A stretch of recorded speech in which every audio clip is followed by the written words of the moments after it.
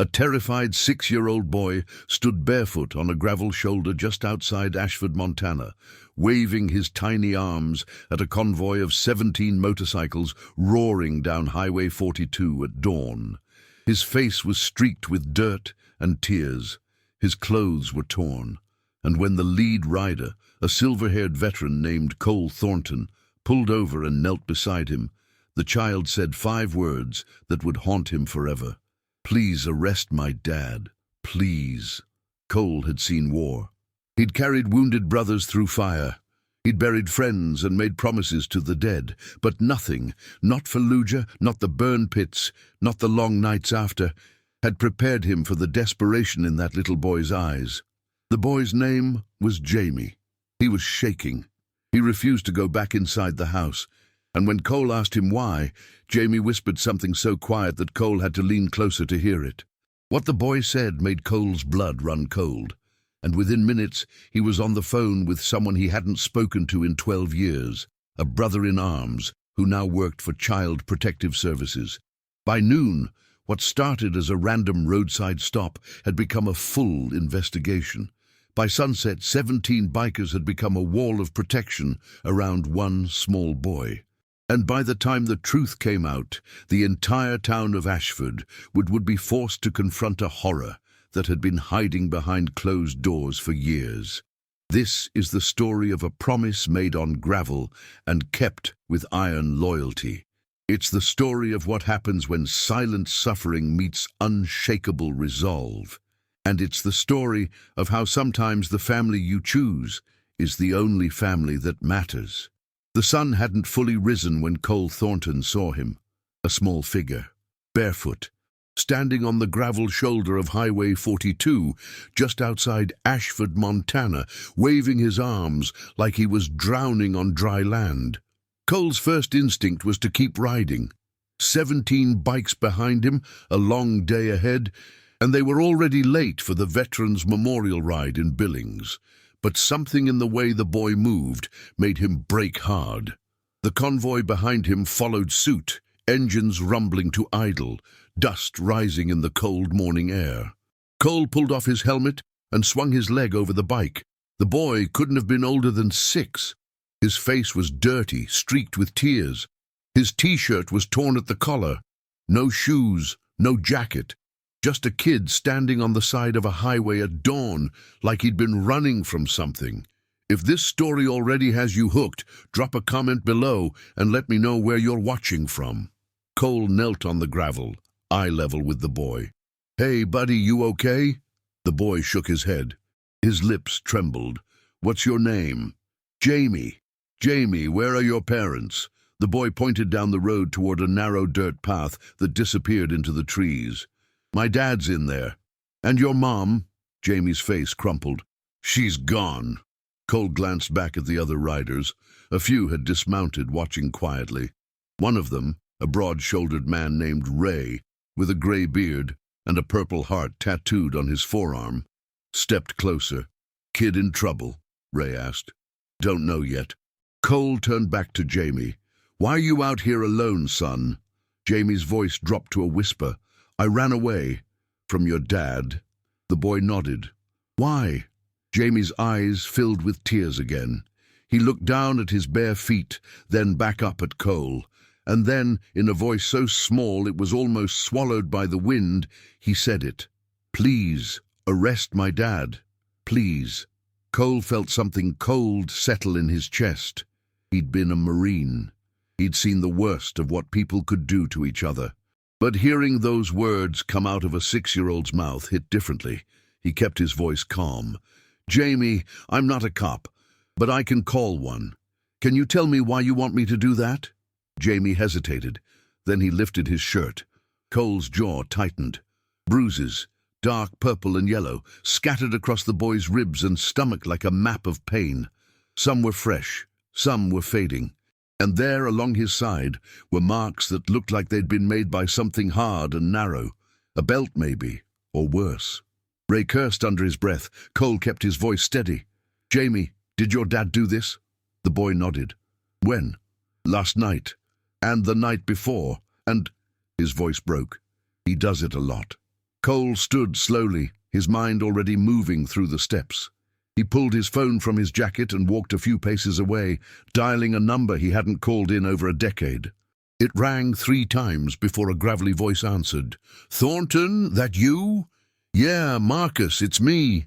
Marcus Hayes had been Cole's platoon sergeant in Iraq. Now he worked for Montana Child Protective Services. They hadn't spoken since Marcus left the military in 2013, but Cole knew he was the right person to call. "I've got a situation," Cole said. 6-year-old boy says his dad's been beating him. I've got visible injuries. He's scared to go home." There was a pause. Then Marcus said, "Where are you?" "Highway 42, just outside Ashford." "Stay with him. I'm 40 minutes out. Don't let him go back to that house." "Wasn't planning on it." Cole hung up and walked back to Jaime. The boy was sitting on the gravel now, knees pulled to his chest, watching the bikers with wide eyes. Ray had draped his leather jacket over the kid's shoulders. "You hungry?" Cole asked. Jaime nodded. One of the riders, a woman named Della with a long braid and a scar down her cheek, pulled a granola bar from her saddlebag and handed it to the boy. He ate it slowly, like he hadn't had food in a while. Cole sat down next to him. "My friend Marcus is coming. He helps kids who are in trouble. He's going to make sure you're safe, but I need you to tell me something, okay?" Jaime looked up at him. "Is anyone else in that house? Your dad? Is he alone?" Jaime shook his head. "My sister's in there." Cole's stomach dropped. "How old is she?" 4. Ray and Della exchanged a look. Cole stood and walked toward the dirt path Jaime had pointed to earlier. Through the trees, maybe 200 yards in, he could see the outline of a house. Small, paint peeling, a rusted pickup truck parked in front. He turned back to the group. "We've got another kid inside." Ray stepped forward. "What do you want to do?" Cole looked at Jaime, then back at the house. "We wait for Marcus, but if that little girl's in danger, I'm not waiting long." The convoy stood in silence, engines cooling, the morning light spilling over the mountains, and in that silence a promise was made, not spoken but understood. They weren't leaving until both kids were safe, no matter what it took. Marcus Hayes arrived in 38 minutes. He pulled up in a white sedan with state plates, stepped out, and walked straight to Cole. He looked older now, graying at the temples, lines around his eyes, but he still had that same steady presence Cole remembered from the desert. "Where's the boy?" Marcus asked. Cole nodded toward Jaime, who was sitting on Ray's motorcycle, still wrapped in Della's jacket.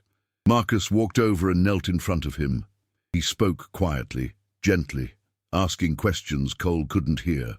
Jaime answered in whispers, sometimes nodding, sometimes shaking his head. After a few minutes, Marcus stood and walked back to Cole. "He's telling the truth," Marcus said.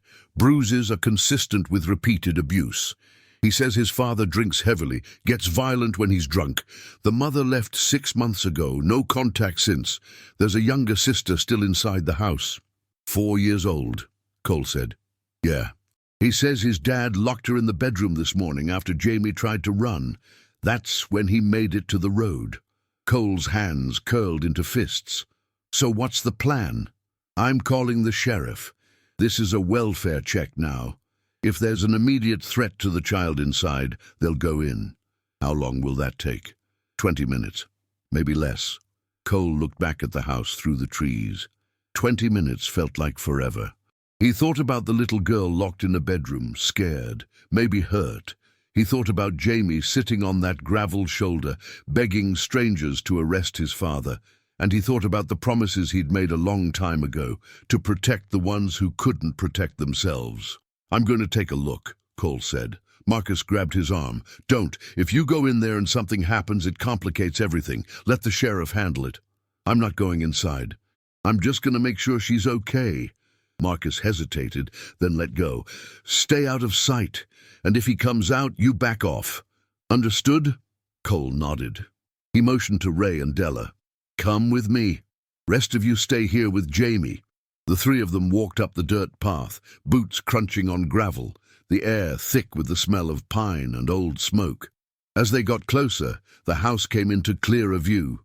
It was small, 1 story, with a sagging porch and broken shutters. The pickup truck in the driveway had a dented fender and an empty gun rack in the back window. Cole moved quietly to the side of the house, staying low.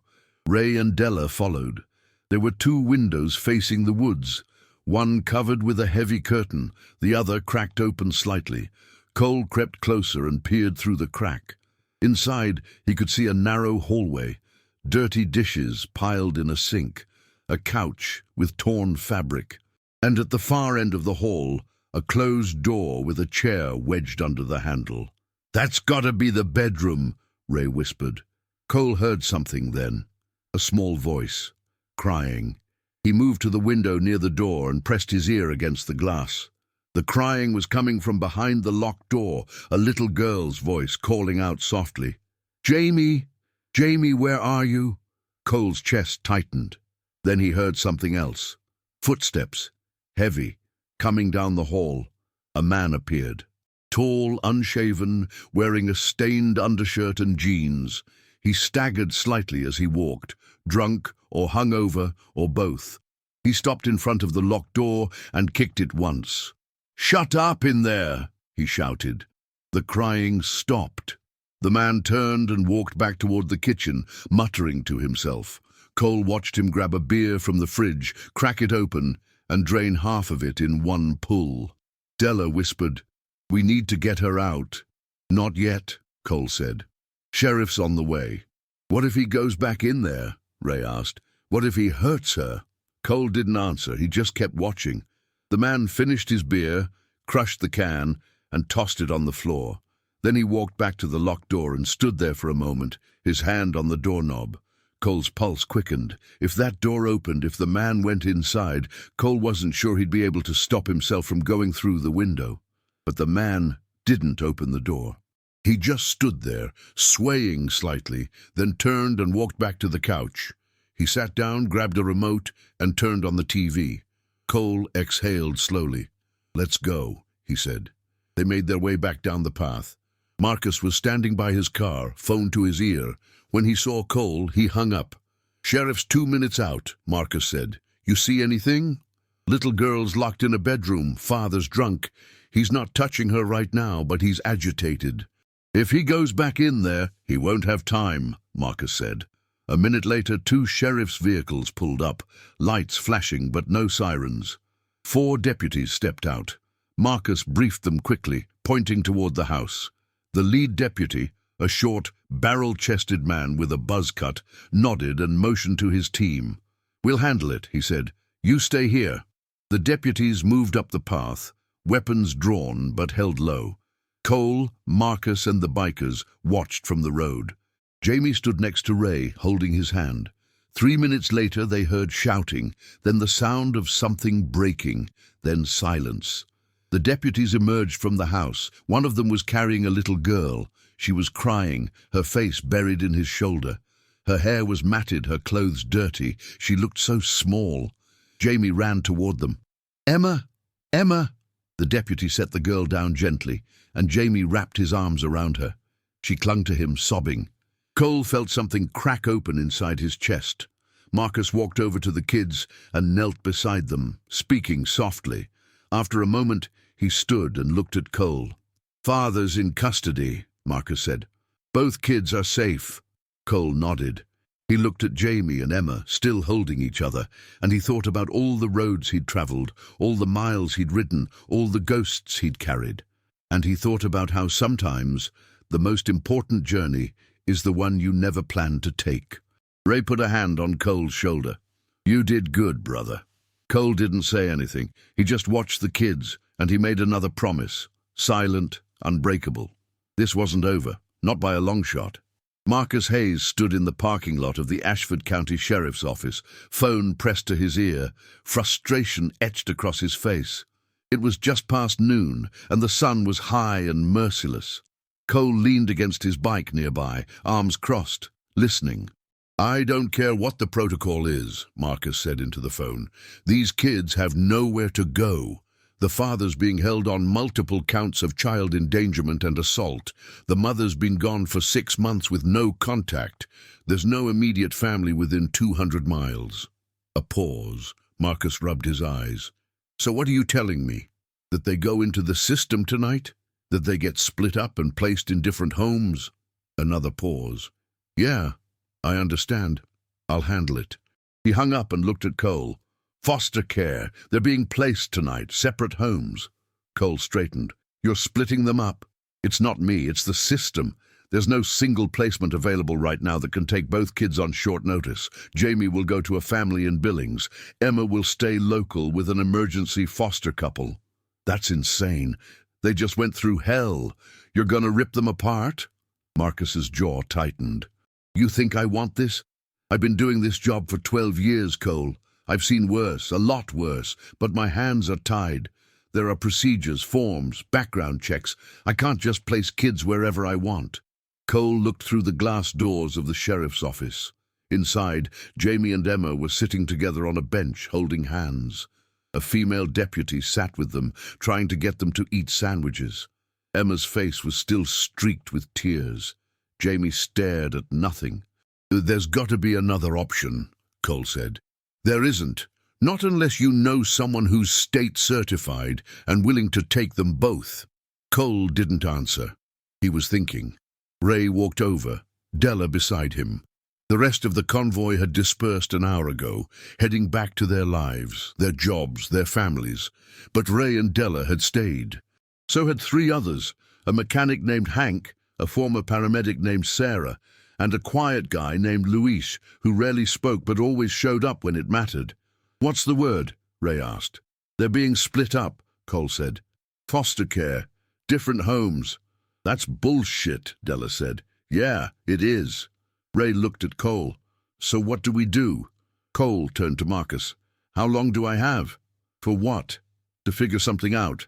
Marcus shook his head. Cole, you can't. How long? They'll be picked up by 6 tonight. That's 5 hours. Cole nodded. Then I've got 5 hours. He walked inside.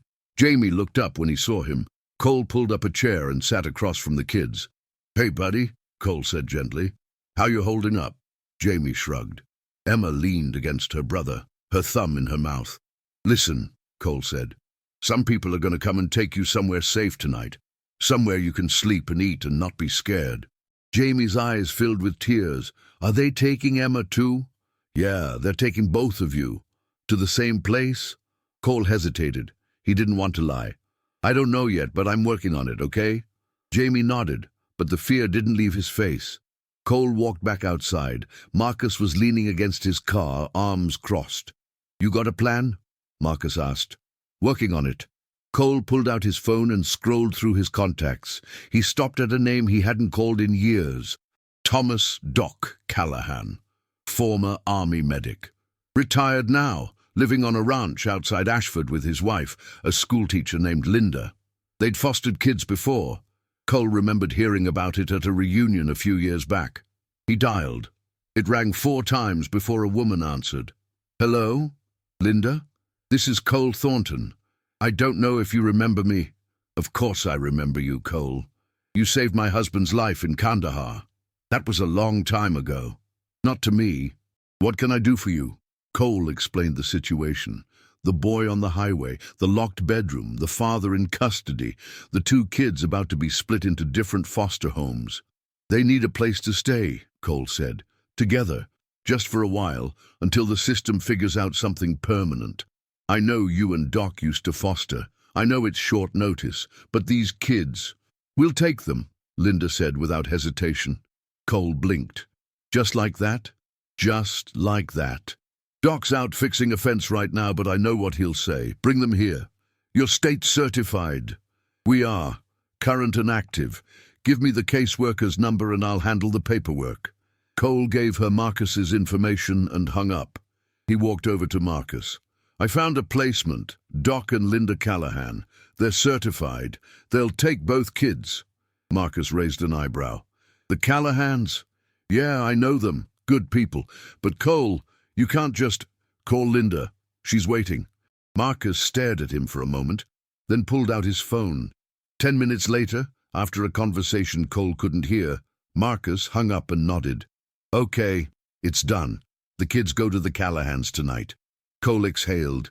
He hadn't realized he'd been holding his breath. Watching from Ashford, Montana, or somewhere else entirely? Drop a comment and let us know. Ray walked over. We good? We're good, Cole said. For now. Inside the sheriff's office, Jaime and Emma were still sitting together, still holding hands. Cole walked back in and knelt in front of them. Hey, he said, I've got good news. You're going to stay together, both of you.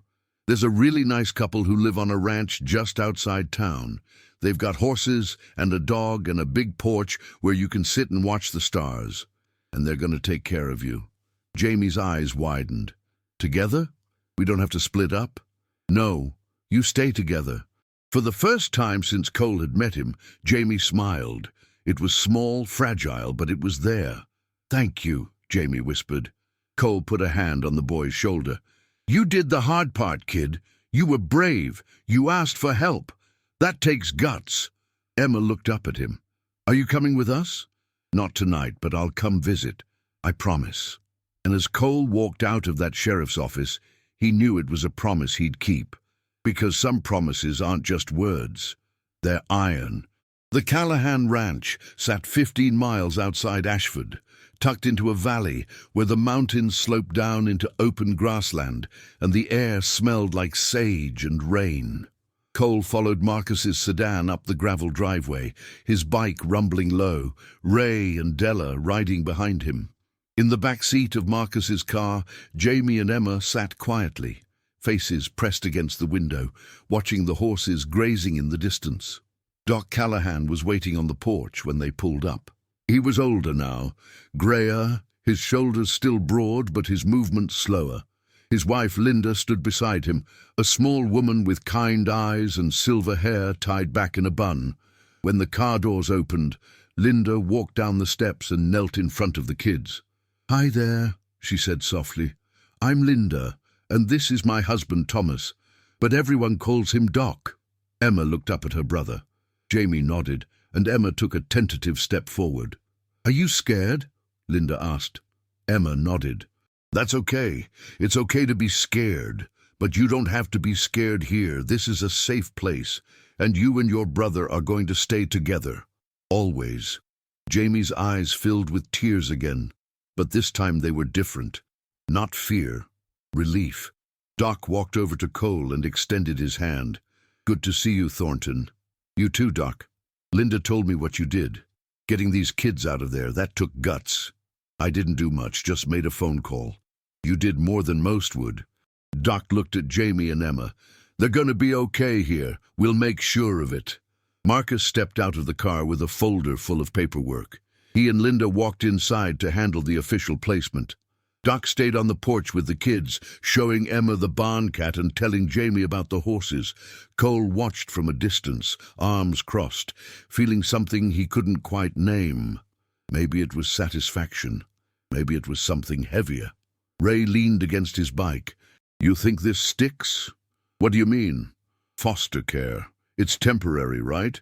What happens when the system decides to move them again? They won't, Cole said. Not if I can help it. Della raised an eyebrow. You planning on adopting them yourself? No, but I'm planning on making sure they don't get lost in the shuffle. Marcus came back outside an hour later. Paperwork's done. Kids are officially placed with the Callahans for the next 60 days, while the state figures out a permanent solution. Father's being arraigned tomorrow, prosecutors going for the maximum. And the mother? Cole asked. Still no contact.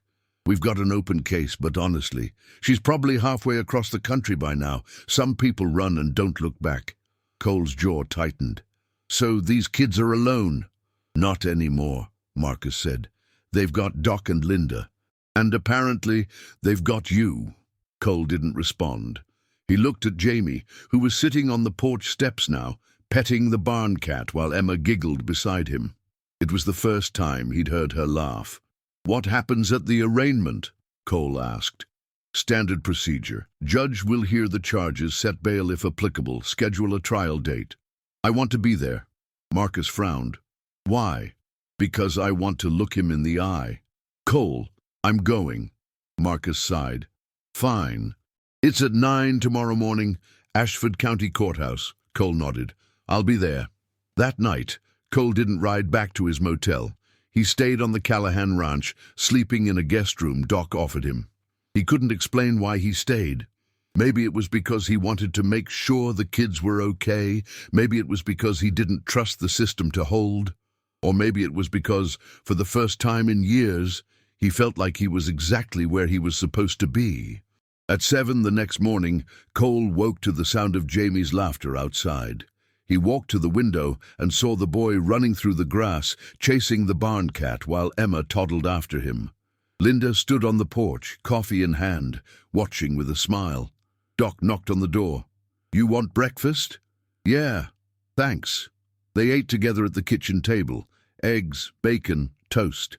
Jaime and Emma sat across from Cole, eating slowly, like they still weren't sure the food was real. "You sleep okay?" Cole asked. Jaime nodded. The bed was really soft. "Good." Emma looked up at him. "Are you leaving?" "Just for a little while. I've got something I need to do. But I'll be back." "Promise?" "Promise." At 8:30, Cole rode into town. The courthouse was a squat brick building on Main Street, flanked by 2 flagpoles and a dying oak tree.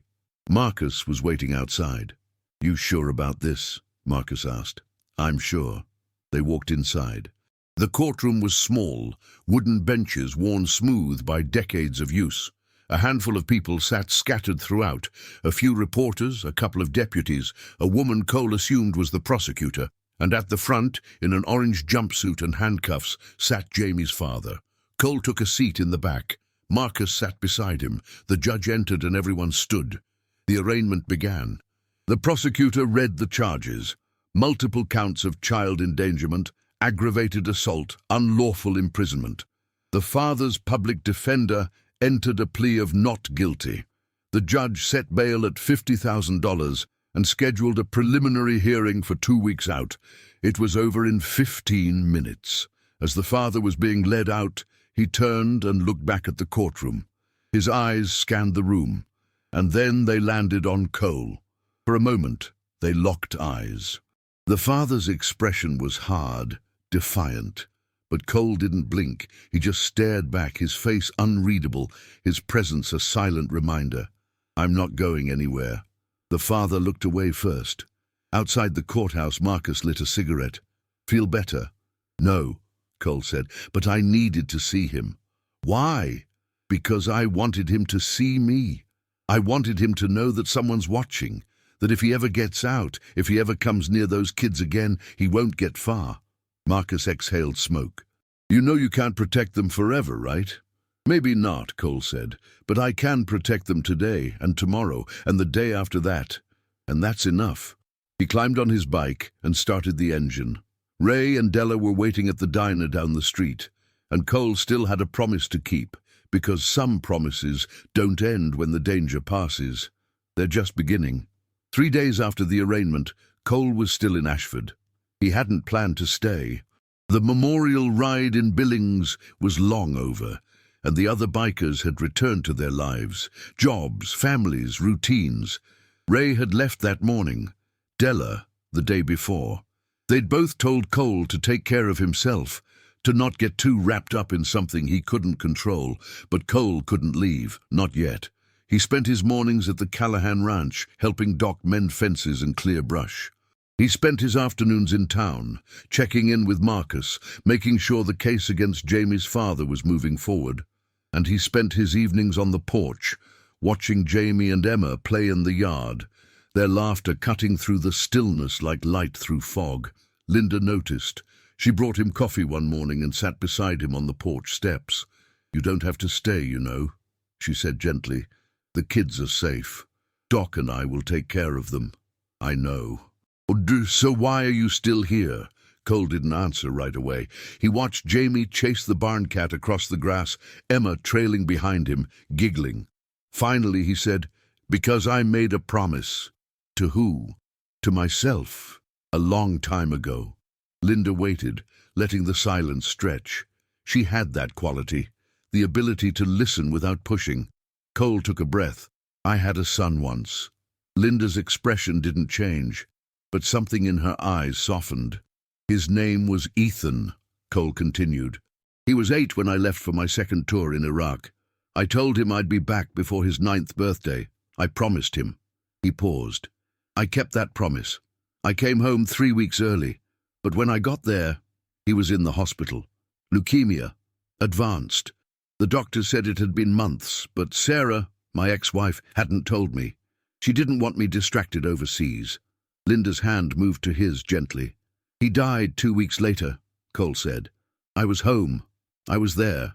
But I wasn't there when it mattered. I wasn't there when he got sick, when he was scared, when he needed me most. And I swore that if I ever had a chance to protect a kid again, I wouldn't walk away. I wouldn't leave them to the system, to the chaos, to the people who say they'll help but don't. I'd stay, however long it took. Linda squeezed his hand. Cole, you couldn't have known. Doesn't matter. I wasn't there. And now you're here. For Jaime and Emma. That means something. Maybe. It does. To them, and to Doc and me. You didn't just save them, you gave them a chance to heal. Cole looked at her. What happens when the 60 days are up? What happens if the system decides to move them somewhere else? Then we fight it. Doc and I are already talking to our lawyer about permanent placement. We want to adopt them, Cole. Both of them. Cole's chest tightened. You sure? We're sure. We've fostered 7 kids over the years. 3 of them we adopted. We know what we're getting into. And these kids, they're special. Jaime's strong, Emma's resilient. They've been through hell, but they're still here, still holding on. That takes courage. Yeah, it does. Linda stood. You've done your part. You don't have to carry this alone anymore. But Cole wasn't sure that was true. That evening, Marcus called. Got an update on the case. Talk to me. Father's lawyer is pushing for a plea deal. Reduced charges in exchange for a guilty plea. No jail time, just probation and mandatory counseling. Cole's grip tightened on the phone. You're kidding. I wish I was. Prosecutor's considering it. Says it'll save the kids from having to testify in court. Less trauma. That's bullshit. He beat those kids for months. He locked a 4-year-old in a bedroom, and you're telling me he might walk? It's not up to me, Cole. It's up to the prosecutor and the judge. When's the decision? Hearing's in 2 days. I'll let you know. Cole hung up and stared at the horizon. The sun was setting, painting the sky in shades of red and gold. Jaime and Emma were inside now, probably having dinner with Linda and Doc. Safe, for now. But for now wasn't good enough. Cole walked to his bike, pulled out his phone, and scrolled through his contacts. He found the number for a man he hadn't spoken to in 5 years. A defense attorney named Greg Larson, who owed him a favor from a long time ago. Larson answered on the second ring. Cole Thornton, this is a surprise. I need your help. What kind of help? The legal kind. There's a case in Ashford County, child abuse. The father's trying to plea down. I need to make sure that doesn't happen. You a party to the case? No, but I'm involved. How involved? Enough that I'm not letting this slide. There was a pause. Then Larson said, Send me the details. I'll look into it. Thanks, Greg. Don't thank me yet. If the prosecutor wants the deal, there's not much I can do, but I'll see what I can find. Cole hung up and sat on the porch, staring at the darkening sky. He thought about Ethan, about the promises he'd made and the ones he'd broken. And he thought about Jaime and Emma, 2 kids who'd been dealt the worst hand life could offer, but who were still fighting to survive. He wasn't going to let them down. Not this time. The courthouse was more crowded than Cole expected. He arrived 20 minutes early, Marcus beside him, and found the benches already filling with people, reporters, social workers, a few locals who'd heard about the case. At the front, the prosecutor sat at her table, flipping through a stack of papers. Across from her, Jaime's father sat in his orange jumpsuit, his public defender whispering in his ear. Cole took a seat in the back, his jaw tight, his hands resting on his knees. Marcus leaned over.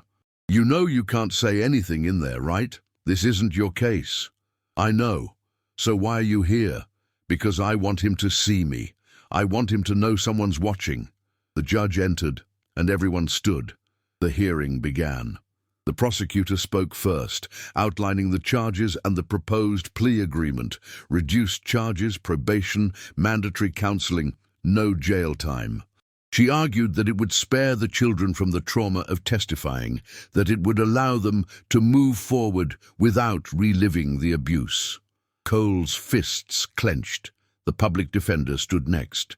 He painted a sympathetic picture of his client, a man struggling with alcoholism, a man who'd lost his wife and his job, a man who'd made mistakes but was willing to change. He argued that incarceration would serve no purpose, that rehabilitation was the better path. Cole felt his blood boil. Then the judge asked if anyone else wished to speak. There was a long silence, and then, from the back of the room, a voice cut through the stillness. "I do." Everyone turned. Cole stood. The judge frowned. "And you are?" "Cole Thornton. I'm the one who found Jaime on the side of the road 3 days ago." The prosecutor stood. "Your Honor, Mr. Thornton is not a party to this case." "I know that," the judge said, "but he's here, and he's asking to speak. I'll allow it." Briefly. Cole walked to the front of the room. He didn't look at the father. He looked at the judge. "Your Honor, I'm not a lawyer. I'm not a social worker. I'm just someone who happened to be in the right place at the right time. But I saw what this man did to those kids. I saw the bruises. I saw the fear in their eyes. And I heard that little boy beg me to arrest his father." Cole's voice was steady, but there was steel in it. "That prosecutor says this plea deal will spare the kids trauma. But you know what's more traumatic? Knowing that the man who hurt you, who terrorized you, who locked you in a room and beat you until you were too scared to cry, knowing that man walked away with nothing but a slap on the wrist, that's trauma. That's the message you're sending if you accept this deal. That what he did doesn't matter, that those kids don't matter." The courtroom was silent. Cole continued. "Those kids are safe now. They're with good people who care about them, but they're watching. And they're going to remember this. They're going to remember whether justice was served or whether it was traded away for convenience." The judge leaned back in her chair. "Anything else, Mr. Thornton?" "Just one thing. I'm not going anywhere. I'll be here for every hearing, every motion, every step of this case. And if this man ever comes near those kids again, he'll have to go through me first." Cole turned and walked back to his seat. The father's eyes followed him, but Cole didn't look back. The judge took a long moment, then looked at the prosecutor. "I'm denying the plea agreement." The courtroom stirred. "These charges are serious," the judge continued. "And while I appreciate the prosecutor's concern for the children, I don't believe a plea deal serves the interest of justice in this case. We'll proceed to trial. Bail is revoked. The defendant will remain in custody until trial. We're adjourned." The gavel came down. Cole exhaled. Marcus put a hand on his shoulder. "You just pissed off a lot of people." "Good." Outside, the prosecutor caught up with him. "That was reckless, Mr. Thornton."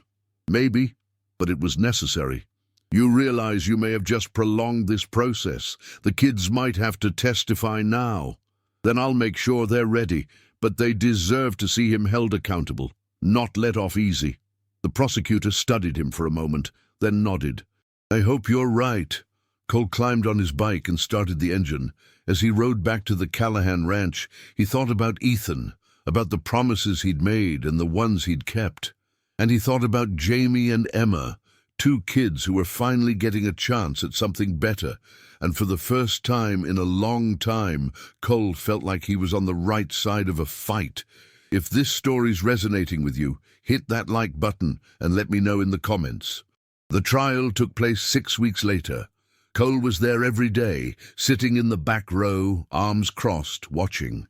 Jaime and Emma didn't have to testify. Marcus and the prosecutor worked out an arrangement where medical reports and photographic evidence were submitted instead.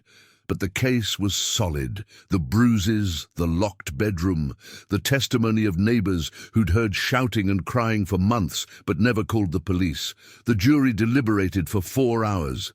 When they came back, the verdict was guilty on all counts. The father was sentenced to 8 years in state prison. No parole eligibility for 5. Cole watched as the man was led out of the courtroom in handcuffs. The father looked back one last time, his eyes landing on Cole, but this time there was no defiance, just resignation. Outside the courthouse, Marcus lit a cigarette. "You did it. We did it." "No, you did it. You made sure those kids had a voice when no one else would." Cole looked at the mountains in the distance. "What happens now?" "Doc and Linda filed for adoption 2 weeks ago. With the father's rights terminated, it should go through without issue. The kids will be theirs by Christmas." Cole nodded. "Good. You gonna stick around?" "For a while. And then I ride, like I always do." Marcus smiled. "You're a good man, Thornton, even if you don't believe it." Cole didn't respond. He just climbed on his bike and rode back to the ranch. When he arrived, Jaime and Emma were playing in the yard. Jaime saw him first and came running. "Cole, you're back." "I'm back. Did you see my dad?" Cole hesitated, then nodded. "Yeah, buddy, I saw him." "Is he going away?" "Yeah, for a long time." Jamie's face was serious. "Good." Emma ran over and threw her arms around Cole's leg. "Are you staying?" Cole knelt and looked at both of them. "Not forever, but I'll come visit, I promise." "You always keep your promises," Jaime said. Cole's chest tightened. "I try." Linda called them in for dinner and the kids ran inside. Doc walked over to Cole and extended his hand. "Thank you," Doc said, "for everything. You're the ones taking them in. I just made a phone call." "You did more than that. You gave them hope, and that's worth more than you know." Cole shook his hand. "Take care of them." "We will. You have my word." That night, Cole sat on the porch one last time, watching the stars come out. Jaime came outside and sat beside him. "Cole? Yeah? Why did you stop that day on the highway? Why didn't you just keep riding?" Cole thought about it for a long moment. Then he said, "Because I made a promise a long time ago. To always stop, to always help, even when it's hard." "Did you keep your promise?" Cole looked at the boy. "I did, and I always will." Jaime smiled. "I'm glad you stopped." "Me too, kid." The next morning, Cole packed his saddlebags, said his goodbyes, and rode out of Ashford.